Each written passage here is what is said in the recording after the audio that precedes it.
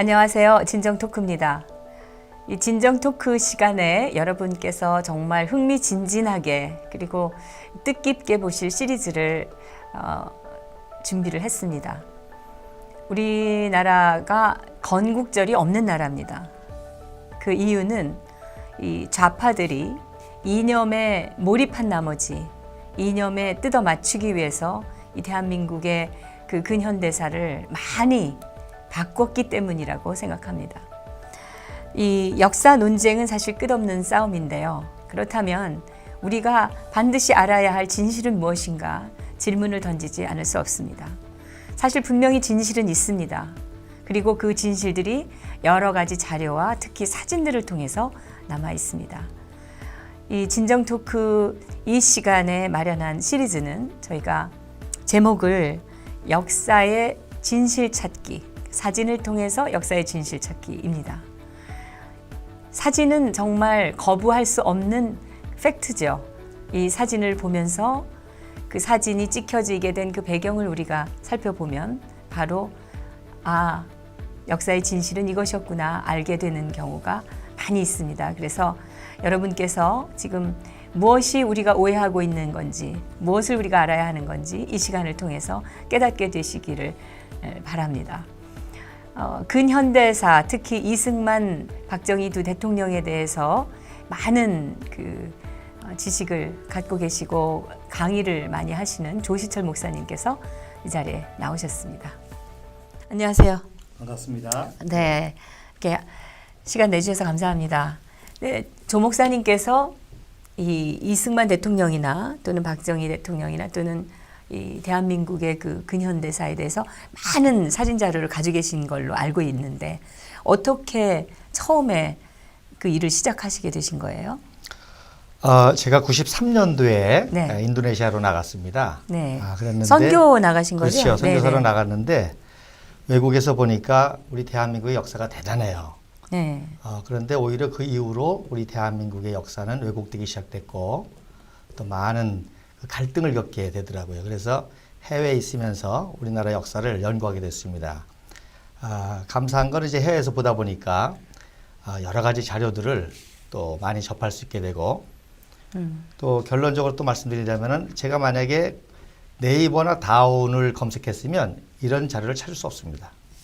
정부 통제하기 때문에. 네. 제가 자카르타에서는 모든 세계 사이트를 다 열어볼 수 있고 또 심지어 북한 사이트도 다 열어보면서 또 이런 사진들을 발견하면서 역사를 연구하게 됐습니다.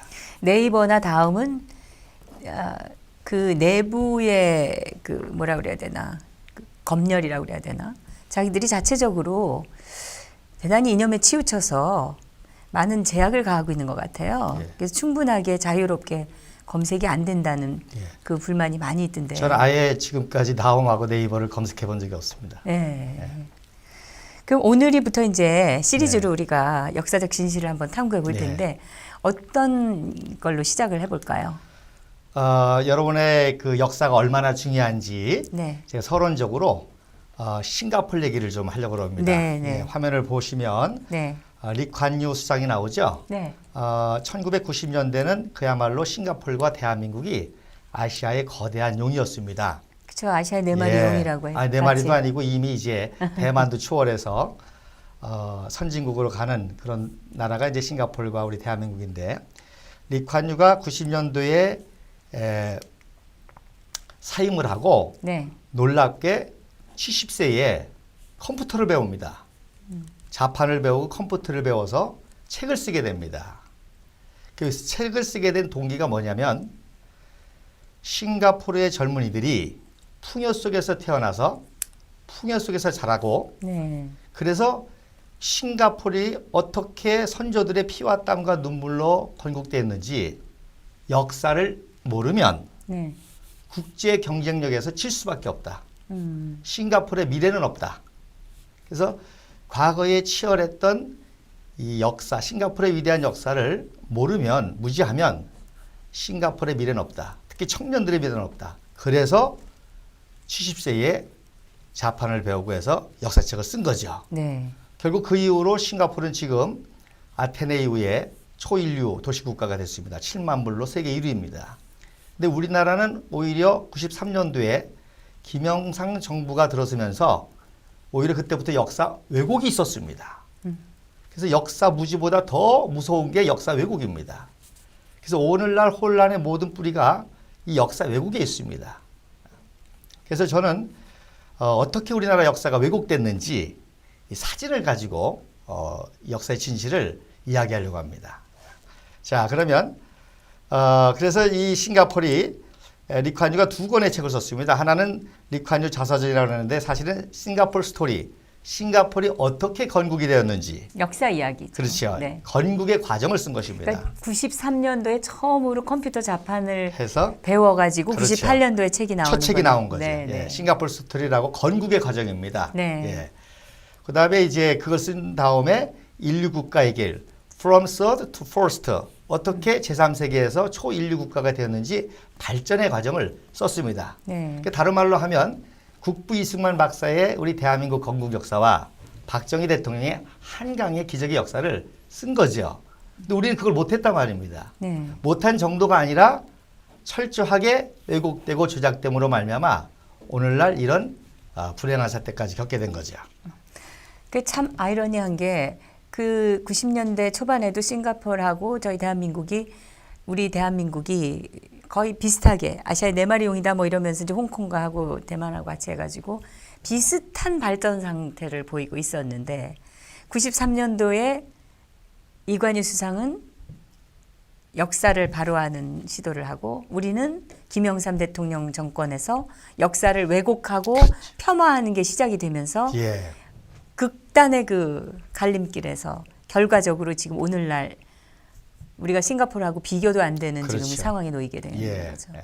싱가포르는 뭐 7만 불의 세계 초 인류 인류 국가죠. 국가가 됐고 우리는 네. 아직도 3만 불에서 헤매고 있고 3만 불이 중요한 게 아니라 지금 이 좌우 갈등, 3만 불이 안 세대 됩니다, 갈등, 지금 예, 아직도. 세대 갈등. 네.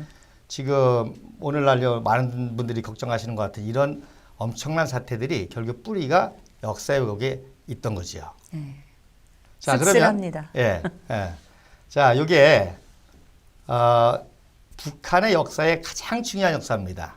네. 즉 김일성이가 동북 한일 연군으로 빨치산 독립운동을 했다고 하는 네. 그런 사진을 아주 우상한 그런 사진입니다. 예. 자, 그러면 요거 최근에 이제 북한에서 이렇게 또 조작해가지고 발표한 거거든요. 요 사진이 조작된 사진입니까? 그렇죠. 네. 자, 그러면 어떻게 조작됐는지, 네, 왜 네. 조작했는지 그걸 통해서 역사 왜곡의 진실을 알면 그러면 대한민국의 역사도 어떻게 왜곡됐는지를 알 수가 있습니다. 네. 자, 그러면 이 사진의 원본이 바로 이겁니다. 아, 네. 예, 원래는 4명이죠. 네. 맨 왼쪽에 김일성이가 옆으로 기대어 있고 그 옆에가 바로 중공공산당 개청입니다. 네. 그리고 그 옆에가 최룡의 아버지 최연입니다. 네. 그리고 오른쪽이 안길입니다. 예, 이게 오리지널 사진입니다. 자, 그럼 이 사진의 뜻이 뭡니까? 바로 김일성은 중공공산당 개청의 쉬운 말로 똘만이었다는 거죠. 예. 그런데 이 사진을 이제 바로 김일성이가 항일 독립운동을 했다고 이제 선전하는 그런 이제 조작이 시작이 됩니다. 제일 먼저 어떻게 조작이 되는 거 하니 저 오른쪽에 사이트가 보이시죠? 맨 위에 사이트 주소가 보입니다. 네네. 그래서 김일성이가 이렇게 항일운동을 했다고 하는 어떤 권위를 세우기 위해서 이 사이트를 이제 소개한 겁니다. 지금 저 맨 왼쪽에 있는 게 김일성입니다. 김일성인데 예. 갑자기 이게 출처가 등장하면서 그러니까 1차 조작이 네. 출처를 먼저 표시했다. 표시한 거죠. 그래서 네. 이렇게 중국의 권위적인 사이트에서 우리 수령동지가 독립운동을 했다 고 나왔다. 하는 사진을 했다. 근데 자, 이게 출처가 저게 아니라는 말씀이시잖아요, 그러면. 저건 이제 사이트 주소기 때문에 사실 별 의미가 없습니다. 네. 예. 원래는 자, 없었는데 저기다 붙였다는 그렇죠. 거죠. 예. 예. 자, 그다음에 이게 이제 2차 조작이 이루어집니다. 2차 조작에서 누굴 뺐죠? 중국 공산당 개청을 빼버렸습니다. 네. 예, 그러니까 공산당 부하라는 사실을 숨기기 위해서 그러면 지금 이제 김일성, 그다음에 최현, 최현, 그다음에 안길. 안길 요렇게만 예. 남겼네요. 중국 예. 사람을 빼버리고 빼버렸죠. 똑같은 사진을 저렇게 조작을 그렇죠. 한 조작한 거예요? 거죠. 그 왜 조작했냐? 언제 조작했냐? 1967년 10월에 했습니다. 네. 1967년 10월은 어떤 때인고 하니 바로 김일성이가 6.25 전쟁 후에 제일 먼저 남로당을 숙청하고 네. 중국 연안파를 숙청하고 그다음에 소련파를 숙청하고 갑산파를 숙청하고 이제 빨치산파로 완전히 세력을 갖출 때입니다. 그러니까 이렇게 이제 김일성이를 바로 세웠죠. 사진도 똑바로 세우고 이제 이렇게 품위 있는 그런 모습으로 2차 조작을 한 겁니다. 자, 그러면 3차 조작이 들어갑니다. 이번엔 어디로 와 있죠? 가운데 들어와 있습니다. 등치도 커졌죠? 이때는 언제냐? 3차 조작으로 1972년 4월 달입니다. 즉 우리 박정희 대통령께서 유신헌법 할 때입니다. 그러니까 박정희 대통령이 유신헌법을 만든 거는 장기 집권을 하려는 것이 아니라 바로 마지막 북한과의 이 체제 경쟁에서 우리는 고도 성장을 위한 안정 체제를 이루어야 되기 때문에 바로 유신헌법을 한 거고요. 바로 북한은 이제 그때부터 김일성 우상화 작업이 들어가면서 김씨 왕조 세습 작업이 들어갑니다. 그래서 김일성 후계 공작이 들어가는 겁니다. 그러다 보니까 이제 김일성이 가운데 있는 수령이 돼야 되고 그 옆에 있는 이제 안길이나 최현이 이제 부하로 들어가는 거죠. 우상화 작업이 시작된 겁니다. 그리고 74년도에 공식 이제 후계자로 되면서 북한은 이제 나름대로 완전한 체제 형성을 하는 거죠. 그 다음에 이제 4차 조직에 들어갑니다. 어떻게 됐죠? 칼라가 그렇죠. 칼라화 됐죠. 들어갔는데. 아주 칼라화 되고 그 다음에 출처가 사라졌죠. 오른쪽 상단에 있는 출처가 사라졌죠. 왜? 진실을 모르게 이제는. 그래서 이제 빨치산 그 독립운동을 신화하는 사실 독립운동도 안 했고 바로 이때는 바로 동북연안군이 개멸돼 가지고 소련으로 도망갈 때입니다. 그리고 이때라는 게 이 사진을 찍을 때가 아까 그 사진 41년도 1년도에 찍어서 이제는 김일성이가 중공군 똘마니에서 소련 똘마니가 되는 겁니다. 즉 KGB의 전신인 엔케베데라고 하는 그런 이제 그 정보부에서 김일성이를 포섭해서 끈앞으로 쓰죠. 그래서 이렇게 사진에 조작되면서 김일성 우상화를 시작하는 겁니다. 자, 그러면 이렇게 자기네들의 역사를 조작한 북한이 이제 대남 공작을 하죠. 즉 김일성과 체제 경쟁을 했던 이승만, 박정희에 대한 이제 왜곡 조작이 들어갑니다. 자, 이 사진이 모 신문사에서 일본군 박정희다라고 특종으로 보도한 사진입니다. 즉 박정희가 아닌데 박정희라고 선동하려고 만든 사진이죠. 근데 이 얼굴을 사진에 봐도 박정희 대통령 얼굴이 아니에요. 그렇죠. 옛날 그 사진에 나오는 얼굴이. 그래서 이 사진은 일본 제국 육군 대령 사진입니다. 그래서 보시면 아시겠지만 야전군이기 때문에 철문을 썼고요. 그리고 쌍안경을 가졌고 칼을 찼습니다. 그리고 지금 보면 이 칼라에 계급장이 그렇죠. 붙어 있는데 별이 여러 개가 붙어 있거든요. 별은 3개라는 것은 네. 지금으로 하면 무궁화가 3개라는 뜻입니다. 네. 대령이라는 뜻이죠. 네. 그리고 중요한 건 줄이 빨간 줄이 3줄이 쳐 있습니다. 그러니까 대령 사진이죠. 근데 왜 그 좌파에서 이걸 박정희라고 선동하느냐? 박정희가 일본 육사를 마치고 40년 7월부터 45년 1월까지 소위에 인관하기 전에 수습사관을 합니다. 네. 그때 수습사관이 단 계급장이 바로 헌병조장 원사계급장입니다. 그 계급이 원사하고 헌병조장 계급장하고 비슷한 같습니다. 거예요? 같습니다. 그래서 두 번째 보시면 이거는 빨간 바탕에 노란 줄에 별이 3개가 있죠. 그래서 왜 그러면 좌파들이 이 사진을 가지고 박정희라고 조작하느냐? 바로 일본 식민지 때 한민족이 가장 치를 떠는 게 헌병 조장이었거든요. 일본 헌병. 그렇죠. 네. 조장이었거든요. 네. 그러니까 박정희를 그렇게 이미지를 씌우기 위해서 가장 비슷한 거를 고르다 보니까 대령 계급장하고 비슷하거든요. 멀리서 보면 모르잖아요. 그죠? 일반 사람들은. 예. 그러니까 박정희가 이 계급장을 갖고 그런 헌병 역할을 했다고 하는 그런 이미지를 씌우기 위해서 조작한 거라는 거죠. 그리고 난 다음에 45년 1월 달에 이렇게 맨 아래에 있는 것처럼 정식 소위 계급장을 답니다. 그러니까 중간에 있는 노란 줄 하나짜리는 네. 별이 3개 붙어 있거나 말았거나 그거는 원사 그렇죠. 수습 예. 장교의 예. 계급이고 그다음에 이제 정식으로 소위가 됐을 때는 이제 예. 빨간 줄 2줄에 예. 별 하나 붙은 것부터 예. 시작을 하고 그 맨 위에 있는 그거는 줄도 3개고 예. 별도 3개고 예. 이거는 그 당시 사진 찍은 그 시점으로 보면은 박정희 대통령의 모습이 아니고 박정희 대통령보다 훨씬 그 높은 사람의 당연하죠. 사진을 예. 지금 예. 그러면 조갑재 선생께서는 왜 저거를 잘 모르죠. 박정희 대통령 사진이라고 인용을 했을까요?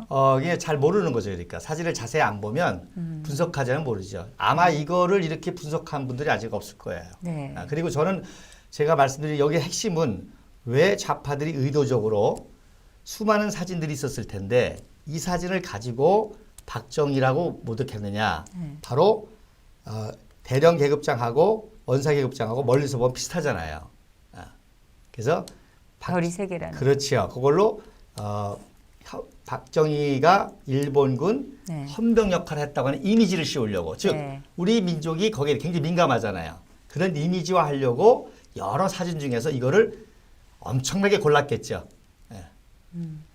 저걸 처음에 특종이라고 보도했던 그 언론사는 한겨레 신문이었나요? 맞습니다. 네. 여러분 찾으시면 몇 년도 누구 기자인지 다 나옵니다.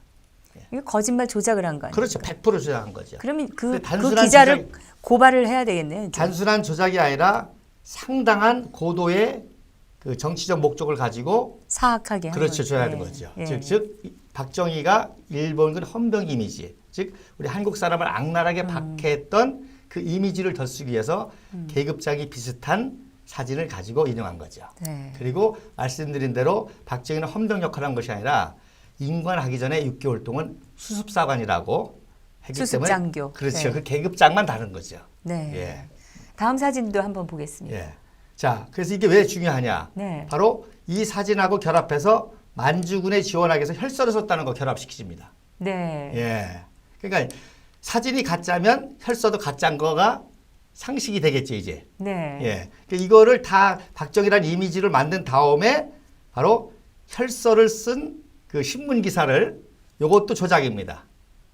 만주일보라는 거는 전혀 근거가 없는 신문입니다. 아니 만주 원래는 제가 이걸 가지고 민족문제연구소하고 다툼을 하고 있기 때문에 네. 저도 이 부분에 대해서는 쭉 들여다봤습니다. 네. 근데 처음에 그 민족문제연구소에서 만주 신문에 이런 그 혈서가 나온다 하면서 떠들고 다녔어요. 그랬는데 나중에 한 5년쯤 그렇게 한 다음에 만주일보다 예. 이러고 일본 국회 도서관에서 예. 찾아냈다 예. 하고 저 조그만 그 오른쪽에 있는 기사를 보도를 했거든요. 예. 혈서 그러니까 공간 지원. 자, 근데 저 만주일보라는 거가 당시에 분명히 만주 지역에 존재했던 신문이라고 주장을 하는데 그것도 근거가 없습니다. 근거가 없는 건가요? 예. 없죠. 네. 그래서 보세요. 하나라면 열을 안다고 네. 이 사진을 먼저 조작하고 난 다음에 혈서 사진을 또 조작한 거예요. 그래서 같이 붙여놓은 겁니다. 그래서 만주일보 자체도 없는 신문이고 이런 기사를 합성해가지고 만든 신문입니다. 여러분 사진 보세요. 사진하고 이 글씨하고 전혀 그 해상도라고 그러죠? 다릅니다. 아니 요거는 뭐 사진을 붙여놨. 근데 원래 그 신문에는 저 사진이 왼쪽에 있는 사진이 안 붙어 있었지 않습니까? 그렇죠. 그러니까 조작이라는 거죠. 아니 그거는 이제 보도를 하면서 그냥 예. 언론사에서 했을 수 있고 찾아낸 기사는 오른쪽에 기사만 나왔을 수 있지 그러니까 않습니까? 기사도 조작인 거죠. 그리고 이 두 개를 겹쳐가지고 또 조작을 한 거죠. 기사가 조작이라는 건 어떻게 주장을 할 수가 있어요? 그거를 전문가들이 다 분석을 해 있습니다. 지금 그걸 가지고 지금 다투고 있는데 네. 그것 때문에 허위사실 유포다 이래가지고 지금 굉장히 복잡한 문제가 지금 예. 돼 있거든요. 네. 그거는 이제 전문적인 분들이 다 연구를 해놔서 사실을 밝힐 수 있습니다. 그 다음에 이번 현충일에 배포된 사진이거든요. 네. 예, 그래서 역사를 잊은 민족의 미래가 없다라고 또 단체 신치호 선생님 글까지 해가지고 박정희 일본군 사진이라고 아주 선동하는 사진입니다. 예. 근데 우선 저 사진은 뭐 척 봐도 조작입니다. 예, 조작이죠. 그러니까 이 사진을 조작해가지고 역사적 사실을 왜곡하는 거는 아주 이 좌파들의 특기인 것 같아요. 그러니까 저 의미는 뭔고 하니 아주 조직적으로, 조작적으로, 지속적으로, 의도적으로 왜곡한다는 거죠. 네. 분명한 목표를 가지고. 예. 요거는 일본군 대위개교장입니다. 네. 줄이 2개죠. 아까는 3개였었죠. 예. 네. 그리고 말씀드린 대로 박정희는 소위였습니다. 네. 그리고 말년에 중위로 제대했습니다. 그러니까 보면 계급장 보면 대위계급장이죠. 네. 예. 그래서 이 사진을 이제 어떻게 조작했느냐면 1차 조작이 뭐냐면 바로 이거는 1941년도 12월 달에 뉴기니아 팔마나라라는 곳에 주둔한 제18군 남반군 대위 사진입니다. 저 사람 일본 사람이래요. 그렇죠. 일본군 대위 네. 사진입니다. 네. 자, 오른쪽에 특별한 마크가 있죠. 네. 예, 제가 마크 따로 떼놨습니다. 네. 예, 제가 일본에 가서 직접 조사했습니다. 이 마크가 무엇인지. 이게는 일본 육상 항공대 사진입니다. 네. 그러니까 파일럿이라든지. 네, 네. 예. 그래서 일본에는 해상 항공대가 있고 육상 항공대가 있습니다. 그러니까 이 사람은 파일럿 항공대 대위 사진입니다. 네. 예. 이걸 가지고 육군에도 그 항공대가 있었고 그 당시는 그랬죠. 공군이 없었고. 아. 예. 해상 그러니까 해상 항공대, 육상 항공대. 그렇죠. 네. 요거는 육상 항공대 마크입니다. 네. 예. 그러면 다시 박정희 대통령 그래서 사진을 예, 보겠습니다. 요거를 하는데 바로 조작하지 않습니다. 얼마나 교묘한 거 보세요. 네. 요 박정희 대통령 사진은 두 가지 중에 하나입니다. 요거는 57년도 육군 준장 때 사진이고 오른쪽은 61년도 혁명을 일으키고 난 다음에 중장 진급 전의 공식 사진입니다. 근데 지금 61년도 사진이 지금 일제시대 그렇죠. 사진으로 들어가 있네요. 예, 저 목을 첫 잘라가지고 식객에서 목을 잘라가지고 박정희에다 붙였죠. 네. 근데 붙이는데 그냥 붙인 게 아니라 보세요. 대일본 제국이라는 글씨를 거꾸로 돼 있죠. 네. 자, 바로 찍어다 붙이면 표시가 나니까 네. 바로 붙여서 뒤로 돌린 겁니다. 이렇게. 아. 아주 교묘하죠? 이해가 되셨습니까? 그런데 그 사진을 돌린 거에 그 마크가 그냥 붙어 있네요. 당연하죠. 얼굴만 갖다가 붙여서 얼굴을 돌린 거죠. 쉽게 얘기해서. 네. 예. 자, 그러면 글자를 첨가해 놓고 박정희 대통령 아까 그 사진에 귀가 반대가 됐죠. 네. 예. 그래서 척 보니까 이제는 다 나머지는 다 알겠고 예. 얼굴만 저렇게 갖다가 편집한 그렇죠. 거가 다 드러납니다. 예, 했는데 그것도 아주 교묘하게 고개를 돌렸다는 거죠. 예, 반대로.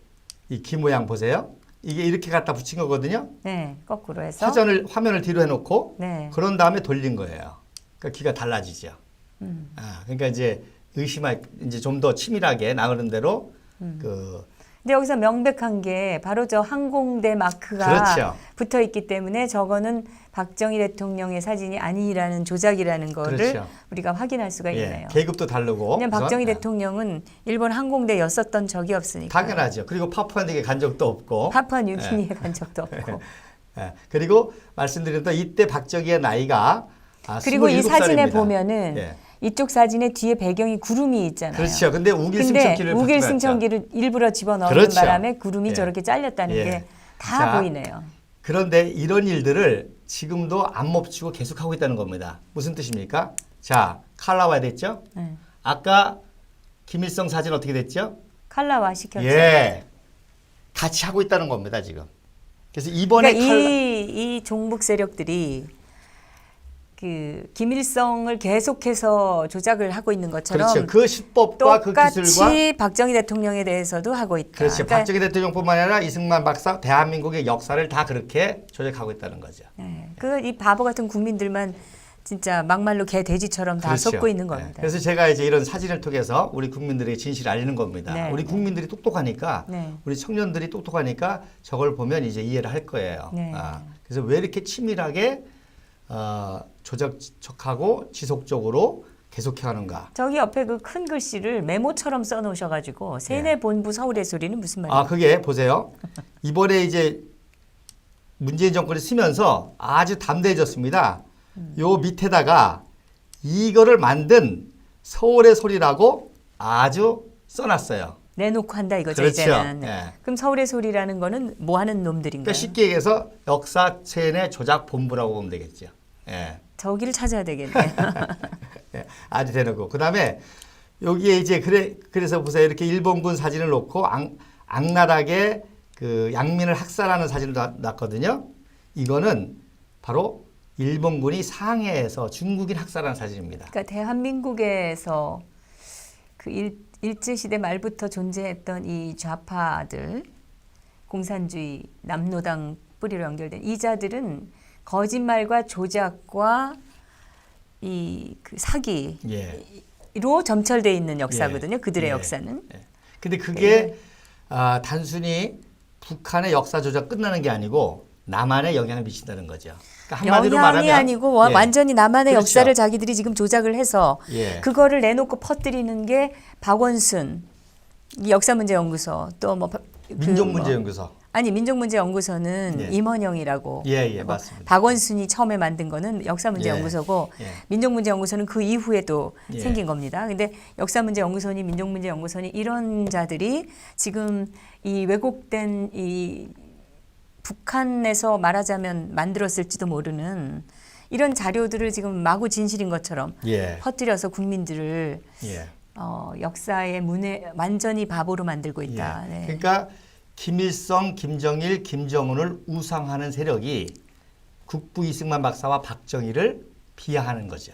똑같이. 역적으로 만들고 있는. 그렇죠. 그 수법과 그 목적과 의도가 똑같다는 거죠. 네. 지금 다음 사진도 한번 보겠습니다.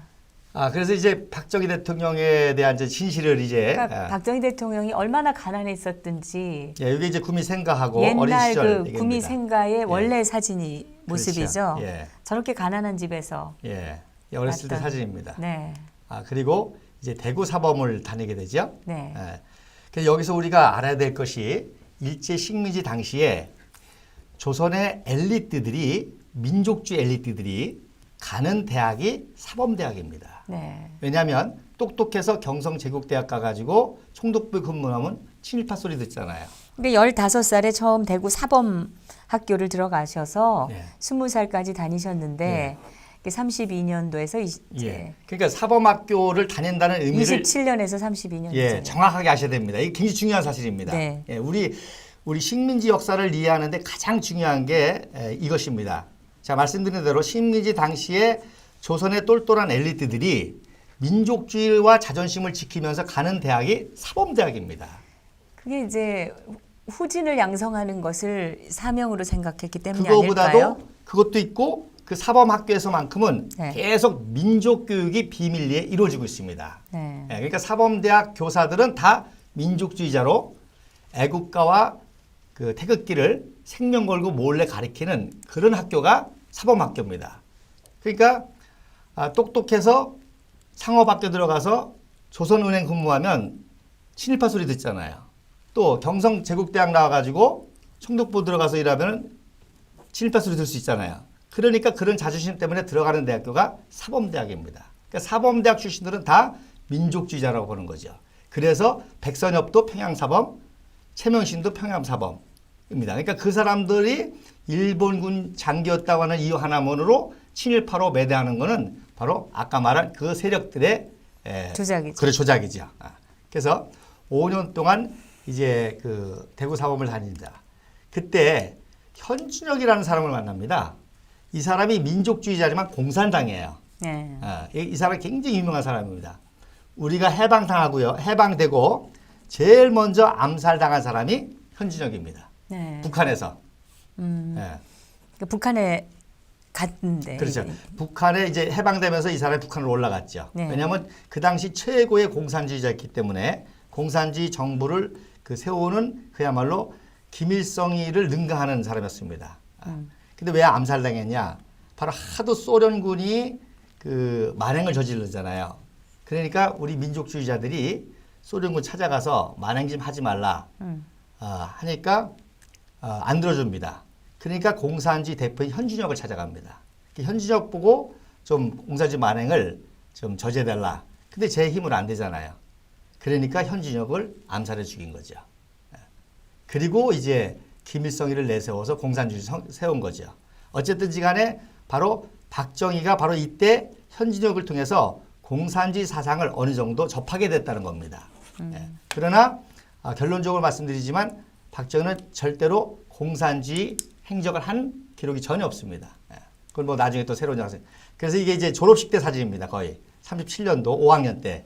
저 오자 표시나죠? 여기 오자. 네. 예. 그래서 이제 졸업식 전에 어머님을 만난 사진입니다.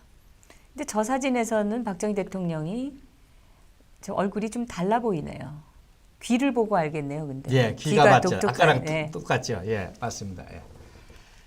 그리고 이제 문경 초등학교에 들어가게 됩니다. 네. 예. 지금 오른쪽에 있는 사진을 조금 확대한 것이 왼쪽에 있는 사진인 것 같아요. 예, 맞습니다. 네. 예. 그래서 여기서 또 우리가 중요한 또 사실을 알아야 됩니다.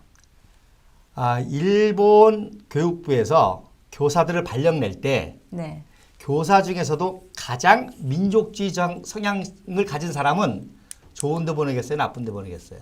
나쁜 데 보내죠. 나쁜 데 보내겠죠. 네. 박정희는 물론 성적도 안 좋았지만 가장 강한 민족주의 성향을 가졌기 때문에 문경 초등학교 아주 시골로 보낸 겁니다. 예. 그래서 박정희는 이제 39년도부터는 이제 만주 군관학교를 들어가려고 그 공부를 비밀리 하면서 숙직실에서 일부러 살면서 아이들에게 민족 교육을 합니다. 그래서 애국가를 가르치고 태극기를 가르치고 역사를 가르칩니다. 그러면 이제 박정희 대통령이 왜 만주 군관학교를 갔느냐? 아시는 것처럼 민족주의적인 성향이기 때문에 일본인 교장과 체육 선생이라든지 이런 사람한테 많은 수치와 소모를 당하고 또 교장한테 맞기까지도 하니까 또 일본인 교사들이 전부 때로 달려들어서 린치를 하기도 하고 그렇죠. 하기도 아주 하고. 순환을 많이 당하신 분이라고 그렇죠. 들었습니다. 그런데다가 이제 또 중요한 거는 39년도부터는 일본이 태평양 전쟁을 일으키려고 합니다. 그렇기 때문에 조선의 청년들이 강제로 끌려가서 총알바지가 됩니다. 그래서 이때 많은 청년들이 일본군 장교가 됩니다. 일본군의 장교가 돼서 뭐 호위호식을 했다는 게 아니라 사병으로 끌려가서 총알바지 되느니 사관학교 들어가면 일단 공부하는 과정에 전투에 참여하지 않을 거 아니에요. 그리고 전술과 그렇죠. 이 지휘를 배우니까 그렇죠. 그런 말하자면은 실력을 키우기 위해서 그렇죠. 이용한 것이라고 볼 수가 있는 그리고 거죠. 말씀드린 대로 저런 사범 출신대 사람들은 다 민족적인 성향을 가졌기 때문에 언젠가 독립이 된다고는 꿈을 가졌습니다. 그래서 이런 전쟁 상황에 백선엽이도 그렇고 이런 분들이 다 많이 그 일본은 육사에 들어가게 되는 거죠. 또 만주군관학교에. 백선엽 장군도 지금 친일파로 100% 날조입니다. 더불어민주당의 김광진 같은 예. 그런 젊은 애들이 예. 뭐 완전히 매도를 하고 한마디만 얘기했죠. 네. 만주에서 대위로 근무하다가 해방이 되자마자 조만식이 고향 평양에 들어와서 조만식 선생 비서를 합니다. 백선엽 백선엽이. 장군께서 예. 그러면 백선엽이가 친일파면 어디 감히 민족주의자의 최고 민족주의자인 조만식 선생의 비서가 되겠어요. 예. 그리고 백선엽이 똑똑하니까 이미 김일성 측으로부터 많은 공산주의 정권에 참여해달라고 하는 요청을 받았죠. 그러나 백선엽 장군께서는 그렇죠. 기독교인이고 예, 민족주의자고 하니까 네. 내려오신 거죠. 네. 예. 알겠습니다. 이 사진을 또 보겠습니다. 다음 사진. 예. 그래서 만주 군관학교에 이 사진이 지금 1940년 만주 군관학교에서 찍은 사진이라는 건데요. 이 얼굴이 아까 그 나와 있는 사진하고는 전혀 다르거든요. 예. 귀도 다르고. 예. 그런 걸 보면 아까 그 처음에 우리가 봤던 소위 이 한겨레 신문이 박정희 대통령이다라고 했던 그 일본 군복 입은 사진은 예. 그건 조작이고 예. 다른 사람의 사진이라는 예. 걸 알 수가 있습니다. 근데 이제 이 사진을 이제 그래서 박정희 대통령 생가에 있는 그런 사진이고요. 그래서 왜 39년도에 왜 떨어지냐면 나이가 많아서 떨어집니다. 네. 예. 그런데 40년대는 입학을 합니다. 왜? 네. 말씀드렸죠? 이제 태평양 전쟁을 해야 되기 때문에 네. 이제 대거 뽑아서 들어가게 되는 겁니다. 그래서 그 만주 학교는 당시 세 부류가 입학을 했습니다. 만주인과 일본인과 조선인 세 부류가. 그래서 2년 동안 1등을 하지요. 그러니까 박정희가 여기 들어갔다는 거는 친일파라는 의미가 아니라 당대 아시아에서 제일 똘똘한 엘리트였다는 의미입니다. 예. 그러니까 오히려 우리 식민지에 있는 우리 한국 사람들에게 굉장한 자부심을 줬죠. 근데 왜? 그 40년도에 이제 들어가신 걸로 돼 있는데 네. 사실 기록의 여러 군데에서는 40년이 아니고 39년에 들어갔다 이런 말도 있고. 그러니까 39년도에 떨어진 거죠. 한번 떨어지고 떨어졌는데 40년도에 들어간 거죠. 그런데 그 들어간 이유는 박정희 대통령께서 당시에 그 대구 사범 다니시면서 교련을 워낙 잘해가지고 예. 이미 나이가 한참 이제 그렇죠. 넘었는데도 예. 그 교련 교육의 실적 때문에 점수가 높아서 특별 추천서를 당시 교련 선생님께서 써줘서 예. 그걸로 해서 들어갔다 이런 역사적 기록이 있거든요. 예. 그래서 이제 박정희 대통령이 아까도 말씀드린 대로 이제 그 만주 군관학교 간 거는 첫째는 복수. 그래서 이제 아까 말씀드린 소위 계급장을 달자마자 고향 문경에 옵니다. 그래서 소위를 달고 문경에 오니까 그러니까 맨 처음에 우리가 봤던 그 원사 계급을 떼고 이제 정식으로 그렇죠. 소위로 소위가. 인간하자마자 예. 문경에 오죠. 고향에 예. 오는군요. 오니까 문경에는 모든 일본인들이 박정희 앞에 무릎을 꿇죠. 왜냐하면 그 당시는 군국주의 아닙니까? 네. 그러니까 동경 제국대학보다도 더 들어가기 힘든 게 일본 육사. 육사입니다. 일본 육사의 소위면 군수도 벌벌벌 뜨는 거예요. 그때 증언이 노란 줄에 별을 하나 달았다. 예, 소위라는 거죠. 예, 그러니까 정확하게 유추하죠. 그게 좀 우리가 좀 짚고 넘어가야 될 게 이 일본 육사를 바로 간 것이 아니라 만주 군관학교에서 수석 졸업을 그렇죠. 했기 해서 때문에 편입을 시켜준 거죠. 특혜로 그 일본 육사 연수를 2년을 또 갈 수 있게 된 거고 예. 그렇게 말하자면 일종의 장학금을 받아가지고 간 건데 그래서 이제 일본에서 이제 편입을 시켰죠. 최고 엘리트니까 네. 편입을 시켰는데 여기서 또 중요한 역사적인 사실이 있습니다. 네. 그 당시 일본 육사는 2년제였습니다. 이게 여기 이제 예. 육사인데 편입해서 들어갔을 들어갔는데 때 사진이죠. 굉장히 중요하죠. 여기 뭐가 놓여 있죠? 대포가 놓여 있죠. 네, 네. 일본 육사 중에서도 병과가 있습니다. 네. 일반 병과는 2년제입니다. 네. 그런데 포병과 공병만은 3년입니다. 네. 왜? 수학을 해야 되니까. 뭘 기계를 다 알아야 그렇지. 되고. 기계 엔지니어를 해야 되고 수학을 해야 그래서 일본 육사생 중에서도 최고 똘똘한 애들 들어가는 게 포병과 공병입니다. 네. 그러니까 박정희도 최고 똘똘하니까 공병에 들어가서 3년 과정을 마치죠. 근데 이제 편입했기 때문에 2년 과정을 마칩니다. 이미 2년 동안 그렇죠. 만주군관학교를 그래서, 이수했기 예. 때문에 나머지 이제 3년 과정을 2년에 마치고 예. 이제 만주로 다시 돌아와서 그래서 이제 여기 이제 졸업 사진으로 추정한 거거든요. 그래서 여기 왼쪽에서 세 번째 앉습니다. 그러니까 원래는 1등을 했어요. 근데 조선인 청년들에게 1등을 주고 싶지 않을 거 아닙니까? 그래서 3등으로 줬죠. 그래서 가운데 있는 분이 교관이고 그 왼쪽이 1등이고 그 옆에 박정희가 3등이고 오른쪽에 있는 사람이 2등이겠죠. 예. 그래서 이렇게 그 당시 조선의 청년 박정희는 일본 육사 세계에서도 벌벌벌 떠는 거죠. 왜냐하면 일본 문화가 실력 문화 아닙니까? 네. 실력 있으면 무릎 꿇는 거거든요. 그래서 제가도 이제 태극기 집회 때 한번 연설했지만 박정희 대통령이 이순신 장군을 동상을 세우지 않습니까? 광화문에. 네. 그 세운 이유가 바로 일본 육사의 역사를 알기 때문입니다. 그래서 이순신 장군이 요건 이제 나중에 기회가 되면 제가 또 사진하고 같이 보여드리겠는데 이순신 장군이 이렇게 뭘 쳐다보는 느낌이 있지 않습니까? 그게 어딜 보는 거 하니 바로 도쿄의 야식군이 신사. 네. 야식군이 신사 앞에 오무라 마스지로라고 하는 동상이 서 있습니다. 네. 그 사람이 일본 육사의 창시자입니다. 네. 그러니까 이런 역사를 박정희가 알기 때문에 바로 이순신 장군을 세워서 일본을 제압하고 능가하겠다는 그런 의미였던 거죠. 예. 왜군을 무찌른 이순신 장군 동상을 그렇죠. 상징적으로 상징적으로 한복판에 야스쿠니 순사에 있는 동상을 제압하는 거죠. 근데 그 동상이 일본 육사의 초대 규장입니다. 네. 예. 제가 최근에 이제 또 그 강의한 것 중에 많은 사람들이 관심을 갖는 이 사진입니다. 그래서 역시 이제 한 6개월 동안 소위로 근무합니다. 그러니까 부관으로 또 임명이 됩니다. 그러니까 전투에 참가한 적도 없습니다.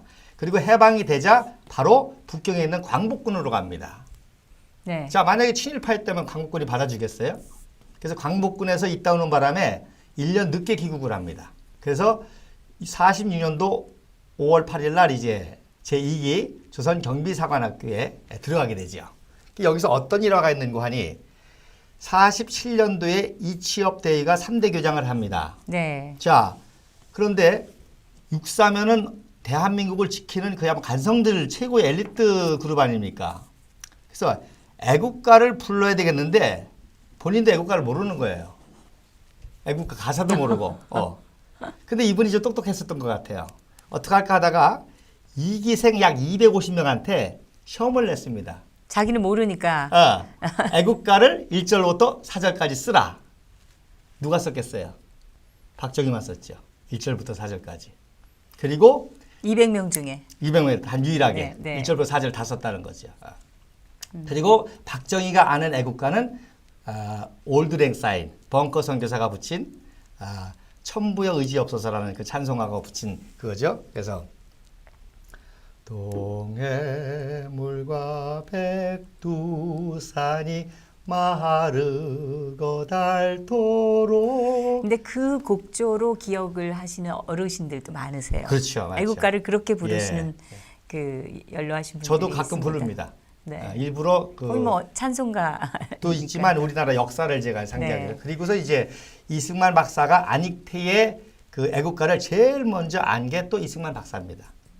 그래서 이승만 박사가 이제 그걸로 애국가를 이제 만들게 지금 되는 저 거죠. 사진이 46년도에 47년도, 예. 47년도 조선경비 그렇죠. 사관학교에 예, 들어가셨을 갔을 때 이때 사진인데 사진입니다. 예. 말하자면 저 조선경비 사관학교가 우리 육사의 전신이네요. 예, 그래서 제가 오늘 사진 안 가졌는데요. 조선경비사관학교 그 다음 해에 네. 육군사관학교라고 쓴 사진이 또 있습니다. 네. 팻말을 바꾼 사진이. 네. 예. 다음 사진 이제 김일성만 주작한 게 아니죠. 김일성의 부인이 누구죠? 김정숙입니다. 네. 그래서 김일성 이름은 지금 저 함부로 김정숙을 김정수라고 쓰신 것 같아요. 요거는 저기 김성수네요, 예, 저거는. 그 김성주. 지금 잘려서 안 보이는데 원래 김일성 이름이 김성주입니다. 네. 그거 잘려서 그렇습니다. 그래서 거기에 나오는 이제 여기 김정숙입니다. 여기에 가운데 있는 저 오른쪽에서 두 번째. 그렇죠. 오른쪽에 두 번째. 네네. 자, 그래서 김정숙이도 원래 이게 오리지널 사진입니다. 엄청 못생겼네요. 못생겼을 뿐만 아니라 보세요. 어깨에 손을 올리고 있죠. 네. 어디 감히 수령동지 이게 손을 올렸느냐 해서 손을 잘라내고 이렇게 조작을 한 거죠. 사진 그 사이즈도 키우고. 사이즈도 키우고. 이렇게 철저히. 저 왜소한 사람이었네요. 그 예, 아주 김정숙이라는 여자가. 예. 근데 지금 어깨에 감히 손을 올리고 있는 사람은 거기에 이제 여기 오른쪽도 보면 이게 김철호고요. 채원 부인, 채령이 엄마죠. 여기 김정숙이고 그다음에 이게 안영 부인인 바로 리영숙이라는 여자입니다. 그리고 왼쪽이 황순입니다. 이분이 작년까지 살아있어가지고 나왔죠. 그래서 이렇게 김정숙이도 철저히 우상화 작업을 한 거죠. 요것도 제가 원본을 못 찾았어요. 근데 조작입니다. 자, 보세요. 김정숙의 손이 시커멓죠. 크죠? 갖다 붙였다는 얘기예요. 이 사진도 아마 이 여자가 어깨를 감싸고 있거나 했기 때문에 손을 잘라버리고 또 김정숙 속이 안 보이니까 손을 잘라다가 시커멓게 해서 붙였죠. 이렇게. 지금 이게 이상한 게 분명히 지금 이 지금 왼쪽에서 두 번째 사진이 김정숙이 사진인데 예. 그러면 손이 이쪽으로 지금 이게 길이가 달라요 지금. 맞습니다. 이렇게 잘라 붙였다는 거죠. 네, 조작을 했기 때문에 예. 왼쪽에 있는 손하고 오른쪽에 있는 손하고 길이도 다르고 색깔도 다르고. 예. 그래서 우리 아까 정 대표님 말씀하신 것처럼 사진이 중요하기 때문에 네. 사진을 조작해서 역사를 조작하는 거죠. 사진을 가지고 선정성정 도구로 여기는 거죠. 그래서 오히려 왜곡된 사진을 역추적하면 진실이 나오는 거죠. 그래서 핵심은 이렇게 그 북한은 모든 역사가 다 조작입니다. 100%. 북한에는 단 하나의 진실만 있습니다. 모든 게 김일성으로 거짓이다. 통하는 모든 게 거짓이다. 거짓이다. 그리고 그 체제와 대결하는 대한민국을 폄하하기 위해서 대한민국의 모든 역사 조각을 그쪽 측과 남쪽의 남노당 좌익 세력과 합했다는 거죠. 그러니까 아주 그 미세한 것까지 다 그렇죠. 조작을 하네요. 그 이미지 이승만, 때문에. 박정희에 대한 건 100% 조작입니다. 다. 근데 2003년도에 검인정 교과서 제도가 처음으로 이제 실행이 되면서 그때 나왔던 역사 교과서를 보니까 북한 교과서하고 똑같더라고요. 그런 맞습니다. 짓을 한 자들이 예. 지금 다시 정권을 지금 잡은 겁니다. 맞습니다. 사실은. 예. 네. 그래서 제가 이제 그걸 사진을 통해서 이런 모든 왜곡된 역사 속에서 우리 청년들, 청소년들이 세뇌되고 있고 그렇기 때문에 오늘날 이런 사태가 또 일어났다고 하는 거죠. 예. 자, 이게 이것도 조작된 사진입니다. 아까 거하고 비슷하네요. 비슷하죠. 예. 네. 그러나 이제 좀 이렇게 아주 뭐라 그럴까 파스텔화 시켜서 또 이렇게 했죠. 예. 이게 오리지널 사진입니다. 그래서 맨 오른쪽이 김일성이고 그 옆에가 리영식이고 그 옆에가 김정숙입니다. 맨 오른쪽이라 그러면 앉아 그렇지 앉아서 이렇게 쭈그려 있는. 네, 예, 다리 이렇게 그렇죠. 하고 있는 그리고 거의 누워 있다시피 예. 한 사진이 그게 김일성이고 예. 그다음에 그다음에 첫 번째 여자가 리영숙, 그 옆에가 김정숙입니다. 이때가 아마 김정일을 임신할 때입니다. 앉는 태도도 임신한 여자 같죠? 다리를 아니 약간. 지금 왼쪽부터 보신 건가요? 그러면 아니 오른쪽부터 김일성 바로 옆에 여자가 리영숙, 그 옆에가 김정숙, 까만 옷 입은 여자가 황순이, 그리고 맨 왼쪽이 아니 그게 김철호. 아니라 지금 화면에서 보면 왼쪽 끝에를 보신 거예요? 그거는 오른쪽 끝에를 보신 거예요? 오른쪽 끝에. 오른쪽 끝에 여기 보면은 김일성. 예. 그 뒤에 있는 여자 그건 다 남자들이에요. 여기 여자 네 명문입니다. 아. 4명문. 예. 그래서 이때 이제 김일성이로 임신했을 때죠. 그러니까 지금 두 명을 갑자기 건너뛰시니까 예, 여자들이라 바로 내가. 둘은 건너뛰어서 일반, 바로 예. 그 다음이 리영숙, 여자가, 그 다음에 예. 김정숙, 김정숙, 황순이, 김철호 이렇게 된 거죠. 그래서 이제 새롭게 이제 또 알려진 사실 또 이거 뭐 공경한 비밀이기도 하고요. 결국 뭐 이 당시에 이 여자들은 그야말로 일처다부제죠. 이해가 되시겠습니까? 예, 이런 이게 말하자면은 저 여자들은 당시에 말하자면 저 빨치산 같은 저 집단의 그렇죠. 정신대 빨래하고 같은 그렇죠. 네. 그런 역할. 예. 작부죠 말하자면 예. 이런저런 잡스러운 일들을 예. 하는. 그래서 원래 김정숙이도 제가 또 시간 나면 정확하게 말씀드리는데 오영진이가 한 사람의 처였습니다. 그다가 이제 김일성한테 넘어간 거죠. 예. 자, 그래서 이제 김일성, 김정식을 가장 이상적으로 여기는 아주 초기 사진입니다. 이것도 많이 포토샵을 했죠. 예. 어쨌든 이제 중요한 거는 이렇게 김일성, 김정일 사진은 빨간 혁명을 상징하는 걸로 이렇게 치장을 합니다. 그리고 이게 이제 46년 민주선거 때 사진입니다. 이것도 이제 김정숙을 점점 미워하기 시작하죠. 그래서 그렇게 하다가 이렇게까지 만든 겁니다. 김정숙이를 가장 이상적인 여인으로 북한 교과에서 실리는 사진입니다. 그러니까 처음에 오리지널 사진보다 훨씬 이뻐졌네요. 점점점 그렇게 만들어가는 거죠. 예. 잘 보세요. 이게 왜 중요한 건지 잘 보세요. 자, 누구 닮았어요? 리설주 닮았잖아요. 리설주가 기쁨조 출신인데 김정은이의 부인이 된 이유는 단 하나 뭐예요? 김정숙하고 닮아서. 그렇죠. 그래서 조거리도 이게 데뷔 사진도 똑같잖아요. 빨간 조거리 까만 치마. 그 다음에 또 하나 재미있는 거 보세요. 김정은의 헤어스타일 많은 사람이 궁금해하셨죠. 이 헤어스타일이 언제 김일성의 모습을 본땄느냐. 많은 사람들이 상식적으로 알 거 아닙니까? 저거 김일성의 모습을 본땄다. 그러면 김일성이 언제 어디서? 바로 1950년 9월 8일 외관 전투에서 강건 총참모장이 쥐레 사고로 죽습니다. 그래서 지뢰 밟아서. 그렇죠. 장례식 하는 장면이에요. 요게 맨 앞에 있는 게 박헌영입니다. 그리고 바로 뒤가 바로 김일성입니다. 그러니까 이게 무슨 뜻이냐? 이때는 낙동강 전선을 놓고 죽느냐 사느냐 전투였거든요. 그러니까 여기서 성공을 하면 김일성이는 민족 통일의 영웅이 되는 거고 여기서 밀리면 자기는 전범이 되는 거예요. 그러니까 스트레스를 굉장히 받았기 때문에 굉장히 뚱뚱해졌죠. 폭음과 폭식으로. 그리고 지금 자기가 전쟁에 지면 책임을 들어야 됩니다. 그러니까 굉장한 카리스마를 연출하기 위해서 이런 헤어스타일을 한 거예요. 그걸 그대로 김정은이가 땄습니다. 이게 무슨 뜻이냐? 박근혜 대통령이 통일을 준비하니까 김정은이는 자기 체제가 죽느냐 사느냐라고 하는 지금 전시 체제라는 겁니다. 그래서 이 전시의 카리스마를 연출하기 위해서 요때의 모습을 딴 거죠. 예. 그래서 이번에 우리가 6월 24일 날 조원진 의원 중심으로 외관에서 태극기 집회를 하는 목적도 이런 역사성이 있는 겁니다. 예.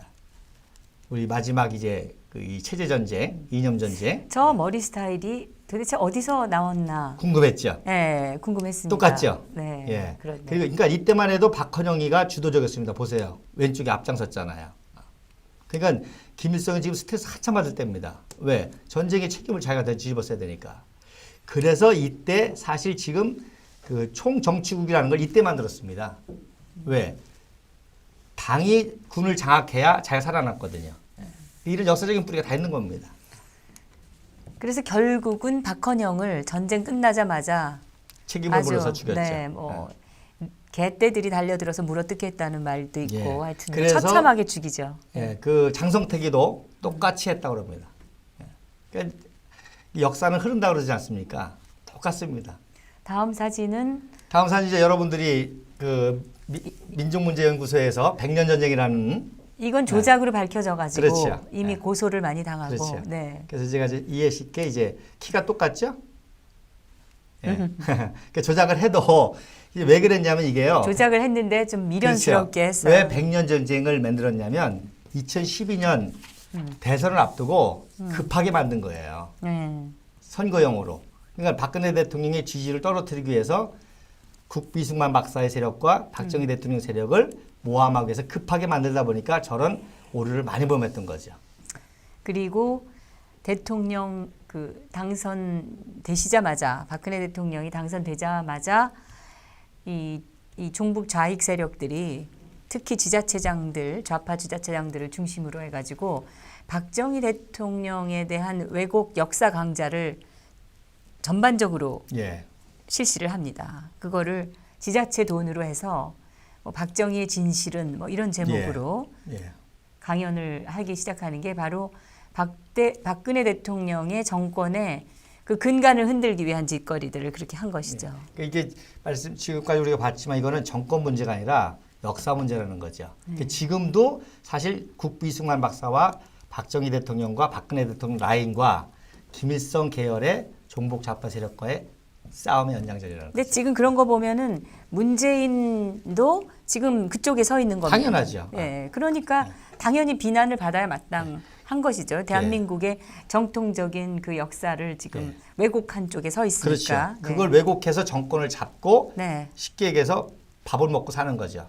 역사학자들은 그걸로 밥을 먹고 사는 거고. 그러니까 대한민국의 발전을 이뤄가는 그 국민들의 노력으로 만들어지는 혈세를 예. 가지고 지금 대한민국의 역사를 조작하고 그렇죠. 대한민국을 왜곡 매도하는 이런 그렇죠. 집단이 먹고 살고 있는 거죠. 그렇죠. 예.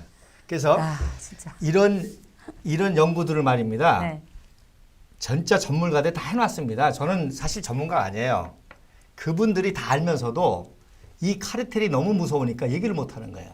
그러니까 아까 말한 그 만주일보의 진술을 아는 학자가 있습니다.